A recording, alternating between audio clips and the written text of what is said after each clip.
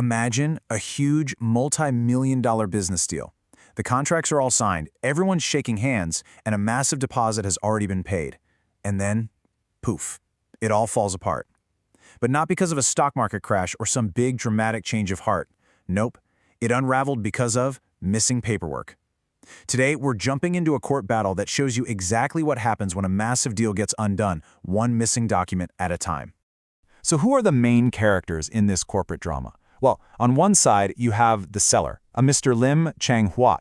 He's looking to sell his company, the NEP Group. And on the other side, you've got the buyer, Stronghold Global Holdings, a company that was all set to make this huge acquisition. The stage was all set, but it turns out the real performance wasn't going to be in the boardroom. It was going to be in the courtroom. And this is what was immediately on the line, 5 million ringgit. That's how much the refundable deposit was that Stronghold had paid to Mr. Lim. So when the whole deal collapsed, the first and biggest question was, who gets to keep the cash? Yeah, 5 million is definitely a good reason to lawyer up. All right, let's set the scene a little bit. On June 30th, 2017, both sides signed what's called a share purchase agreement, an SPA. This is the big official contract that lays out all the terms for Stronghold to buy Mr. Lim's entire group of companies. Everything seemed to be chugging along just fine. But, as we're about to see, a couple of really important conditions kind of hidden in the fine print were about to bring the whole thing crashing down. This brings us to probably the most important idea in this entire case, due diligence. The easiest way to think about it is it's the buyer's homework. You know, before you buy a house, you get an inspection done to make sure there are no surprises, right? Well, in the corporate world, that's due diligence. Stronghold needed to look at the books, check all the financial records, and just make sure everything was exactly what it was supposed to be. And the whole deal depended on them being happy with what they found. And that right there leads us straight to the heart of the problem. Stronghold claimed they couldn't do their homework because the books were never really opened up for them. Key financial documents, the very things they needed to see if the company was healthy, were, allegedly, never handed over. And this wasn't just some small hiccup, it was a total roadblock. And all of this was happening while a clock was ticking, loudly. The deal was signed back in June. By October, the buyer's team is already sending out emails, chasing down these missing documents. Then we get to a really critical date, December 28th. We are just 3 days away from the deal's final cutoff date, and an email goes out that spells out exactly what is still missing. You can just feel the pressure mounting. So what exactly was missing? This little checklist gives us a perfect snapshot. The buyer's auditors, the big firm Ernst & Young, were waiting on the official audited financial statements for 3 of the subsidiaries for the 2016 financial year. They also needed what's called the Consolidated Management Accounts for an 11-month period in 2017. And as you can see, both were listed as outstanding. We're not talking about a missing receipt here. These are fundamental reports about the company's financial health. So you can just imagine the scene. It's the end of December, the final deadline is just days away, and the pros at Ernst & Young, the people hired to actually check the numbers, are basically flying blind. They can't give the green light on the deal because they just don't have the complete audited information they need. The deal was teetering on the edge of collapse. But that wasn't the end of it, not by a long shot. The first court ruled against Mr. Lim and told him to give the deposit back.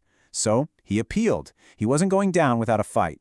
He came to the Court of Appeal with 5 specific arguments. This was basically his last attempt to prove that he wasn't at fault and that he should be the one to keep that 5 million ringgit. And here they are, the 5 pillars of his appeal. First, a technical legal point. He said the judge used the wrong law. Second, he argued that all those emails shouldn't have been allowed as evidence. Third, and this is the big one, he just straight up said, I did provide the documents. Then he turned it around and said that Stronghold was actually the one who broke the deal first. And finally, he claimed there was a private deal that meant the deposit was his to keep no matter what. So how did the court handle all of this?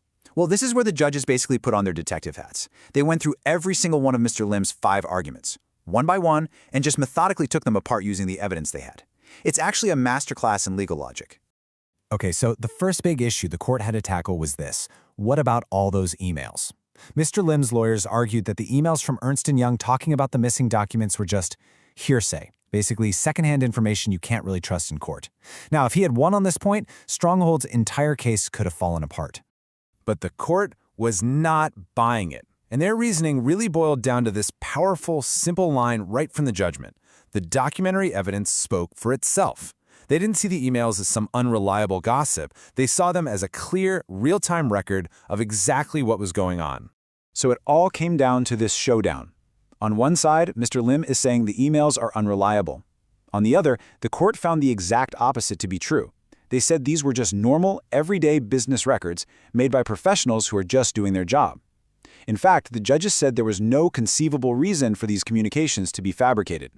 So the emails were in, they were solid evidence. All right, so with the emails officially accepted as fact, the court could now turn to the real heart of the matter. Did Mr. Lim actually provide those critical financial documents?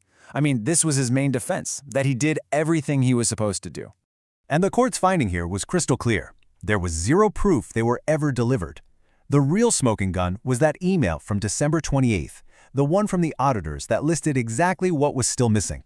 The court found it especially telling that when that email was sent, nobody, not a single person from Mr. Lim's team ever replied to say, "Hey, wait a minute, that's wrong, we already sent you those." Their silence back then spoke volumes in the courtroom later on. And if things weren't looking bad enough for the seller's case, the judge had a really scathing assessment of one of Mr. Lim's key witnesses.